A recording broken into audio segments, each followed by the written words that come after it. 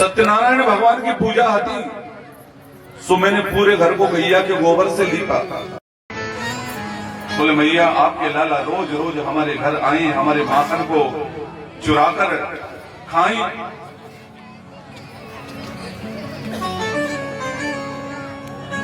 मैया यशोदा का पल्लू पकड़े थर थर कांप रहे हैं श्री कृष्ण। मेरे भाई बहन, एक गोपी ने शिकायत करी, बोले मैया कल मेरे घर सत्यनारायण भगवान की पूजा होती, ध्यान देना कथा पर। सत्यनारायण भगवान की पूजा होती, सो मैंने पूरे घर को गैया के गोबर से लीपा और सत्यनारायण भगवान के पूजन के तय एक पाटा चौकी बिछाई घर के आंगन में, और मैं भोग बनाने रसोई घर में चली गई। इतने में आपके लाला घर के भीतर आए और दो कुत्ते के पिल्ले उठाकर और सत्यनारायण भगवान के पाटे पर बिठा गए।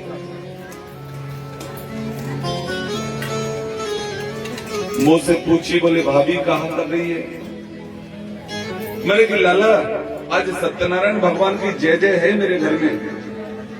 सुमो से टेढ़ो मुंह करके कहने लगे, बोले भाभी संसार में सबसे बड़े जय जय तो हम ही हैं, ये हमसे बड़ो दूसरो जय जय तेरे घर को पधारे में करो। बोले लाला आज हमारे घर सत्यनारायण भगवान की कथा है। सुमो से टेढ़ो मुंह करके बोले देख भाभी तेरे सत्यनारायण भगवान के दर्शन कर ले। और पाटे पर कुत्ते के पिल्ले बैठे हुए थे, प्रेम से बोलो जैसे। बोले ऐसो ऐसो ऊधम करें। दूसरी गोपी ने निवेदन किया, बोले मैया आप मेरी शिकायत सुनो। बोले तेरे संग कहा करो मेरी लाला ने। बोले मैया कल मेरे पति देव का जन्मदिन हाथों घर में, और दाल बाटी चूरमा सुंदर भोग बनाया, और रात्रि में स्वादिष्ट बनने के कारण कुछ अधिक भोजन हो गया दाल बाटी का। अब रात्रि में कक्ष में सोने गए हम अपने में। सो रात्रि के ठीक 12 बजे आपके लाला खिड़की से कूद के घर में आए। मेरी चोटी पकड़ी, पतिदेव की दाढ़ी पकड़ी, घुर्र गांठ लगा के भाग। अब ज्यादा पकवान खाया था ना तो गला चटकने लगा। सो पतिदेव ने कहा, बोले देवी जल लेके आओ। अब अंधेरा होने के कारण मुझे कुछ दिखाई नहीं दे रहा था। अब मैं जैसी खड़ी गई तो मेरी चोटी खिंचने लगी। मैंने कही, बोले जी क्या कर रहे हो, मेरी चोटी छोड़ो। अब उनकी दाढ़ी खिंच रही थी, तो वो बोले कहा कर रही है, मेरी दाढ़ी छोड़। अब इस खिंचातानी में आधी चोटी मेरी उखड़ गई, आधी दाढ़ी पतिदेव की निकल गई। प्रेम से बोलो जैसे।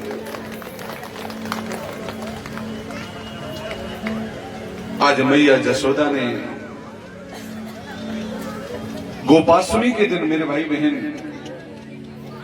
कृष्ण बलराम के हाथ से गोपूजन करवाए और गोपाल बना दिया। आज गैया चराने जाते हैं मेरे गोविंद। और इस ताल वन में एक अगासुर नाम का दैत्य वास करता है मेरे भाई बहन। अगासुर और बकासुर का वध किया मेरे गोविंद ने। और भगवान श्री शुभदेव स्वामी कहते हैं, परीक्षित है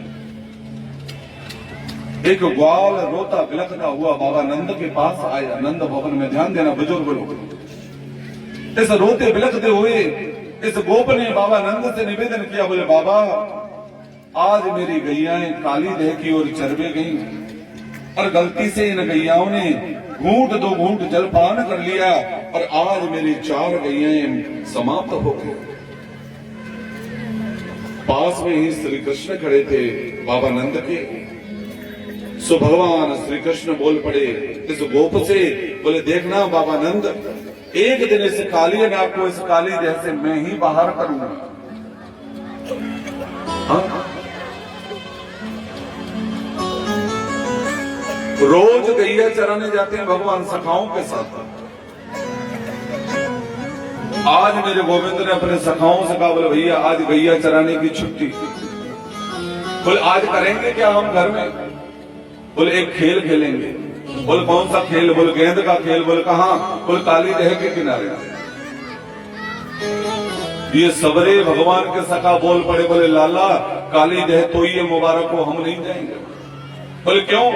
बोले अरे उस काली देह में तो 108 फण वाला काली नाग वास करता है,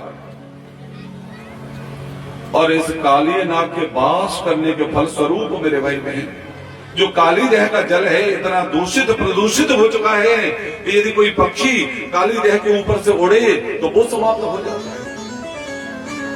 अगर कोई गैया बछिया चरते चलते काली देह के किनारे घूंट दो घूंट काली देह के जल का पान कर ले तो वो गैया बछड़ा समाप्त हो जाते हैं। इतना दूषित हो चुका है वो काली देह का जल। सो ये समस्त ब्रजवासी बोल पड़े, बोले भैया काली देह तो ये मुबारक। भगवान ने कहा समस्त सखाओं से, बोले भैया डरते क्यों, मैं हूं ना। बलराम जी ने कृष्ण से पूछा, बोले कन्हैया कहां जा रहे हो? अब कैसे बताएं कि काली नाग को मारने जा रहे हैं? बता नहीं सकते। क्यों? क्योंकि अपनी जाति का पक्ष दुनिया लेती है। सबसे कठिन जात अपमान।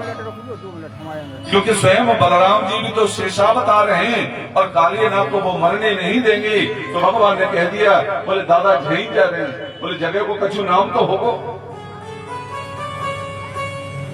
बोले काली देह के किनारे जा रहे खेल भी, तो बोले काली देह में मत जाइए लाला। बोले ठीक है।